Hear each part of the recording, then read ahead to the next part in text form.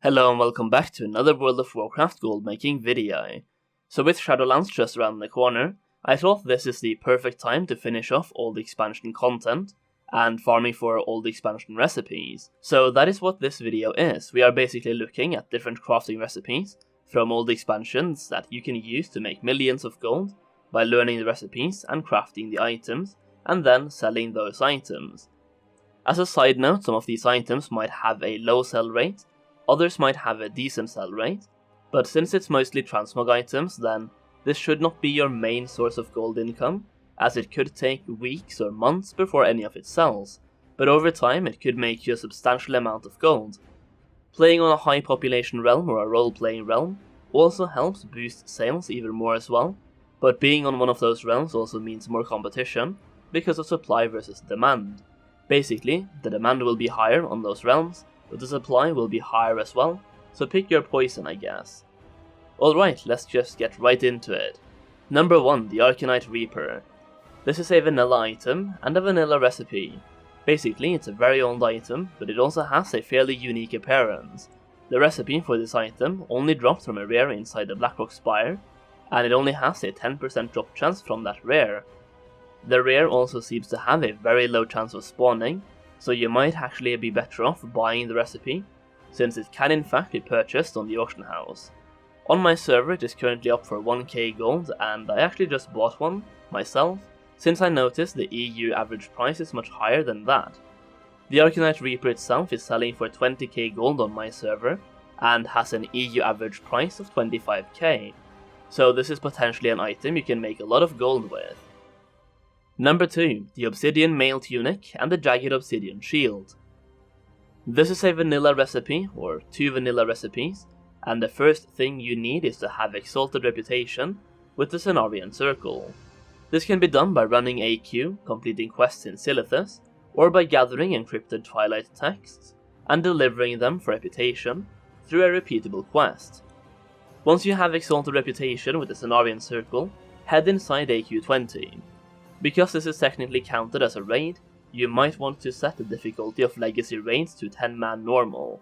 I should also mention that you want to go to AQ 20 on your blacksmithing character, because the recipes are soulbound and they are for blacksmithing. So go inside AQ 20 on your blacksmithing character, kill the first boss and then wait for an NPC called Lieutenant General Andro to come into the boss room, at which point you will talk to him and follow him towards the next boss room. He will then spawn a wave of enemies, which you will have to protect him from. One note here is that he needs to take damage, but he also needs to survive, so find a way to make him take damage but not die. Once you have cleared all the waves and killed the boss, Lieutenant General Andro will become a vendor, and you can interact with him and purchase the recipes. Most of the materials used in the crafts are fairly common and straightforward how to acquire, but the obsidian shards can be acquired from AQ 40, from mining veins throughout the raid, so go there on a character with mining and you are good to go. One small note is that you need to kill the defender at the start and the end of the raid in order to actually get the mining nodes, as they drop from the defenders like you can see here. The Jagged Obsidian Shield has an EU average price of 35k and is currently listed for 67k on my realm, and the Obsidian Mail Tunic was pretty much unfindable on the Undermine Journal, so that one could potentially be worth a lot as well. Number 3, Stylin Crimson Hats. This recipe, or pattern, can be dropped from a mob called the Sethek Raven God, which you can find inside Sethek Halls, which is a Burning Crusade dungeon you can find in Terakar Forest, just next to Shatrath. The recipe itself is bound on pickup, so you should farm this on your leatherworking character. Once you obtain the recipe, the materials needed are straightforward, and doesn't require a lot of explanation, so just go to Sethek Halls and farm it out until you acquire the recipe and you are good to go.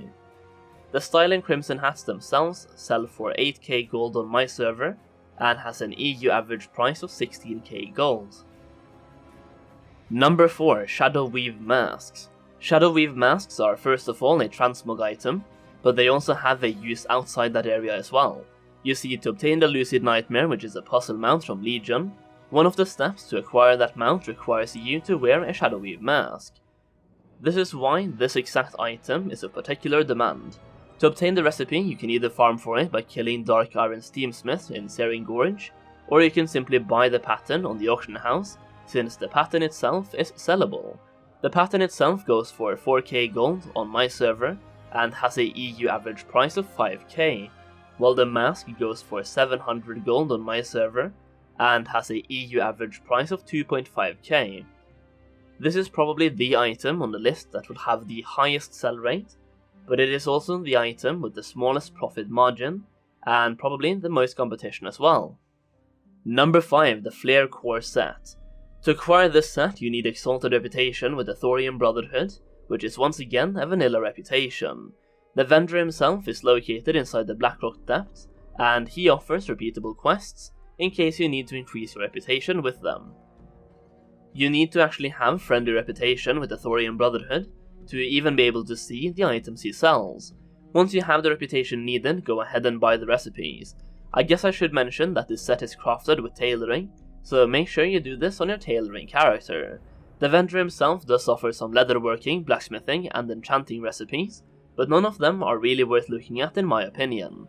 Once you have acquired the recipes, you simply go ahead and craft the Flarecore set, and that's it. The Flarecore robe sells for 20k on my server, and that seems to be the average price for it in the EU as well. The Flarecore leggings sell for 8.5k on my server and has an EU average price of 12k. The Flarecore mantle sells for 12k on my server with an EU average of 16k, and the Flarecore gloves sell for 9k on my server, which also seems to be the EU average price. Number 6, Warbear harness and Warbear woolies. For these bad boys, you will want to reach friendly reputation with the Timbermaw hold in Winterspring. Yes, another vanilla reputation. Do that on your leatherworking character, since these are leatherworking recipes. These are extremely good transmog items with a pretty high sell rate, considering they are transmog items. One pretty cool thing is that if you really don't want to get a reputation, you can actually buy one of the recipes straight off the auction house and learn it without any reputation, and that is the Warbear harness recipe, which can drop from certain mobs around the world at a fairly low rate and only from a specific few mobs. This pattern can cost you between 600 gold and 6k gold, depending on your server's prices, so farm the reputation or buy the recipe, that's up to you.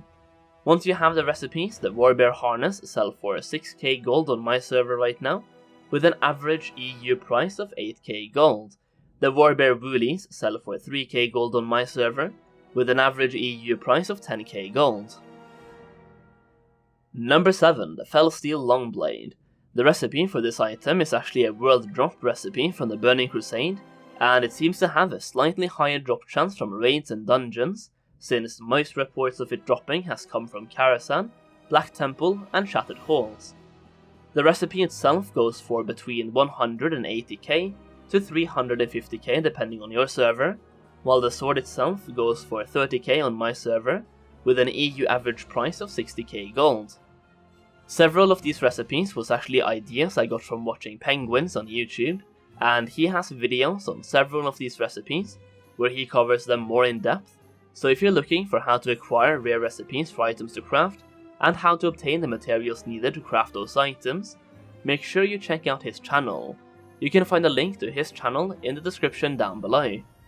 And that is pretty much it, 7 different recipes you can go out and get right now to increase the amount of transmog items you have up on the auction house to make a lot of gold over time.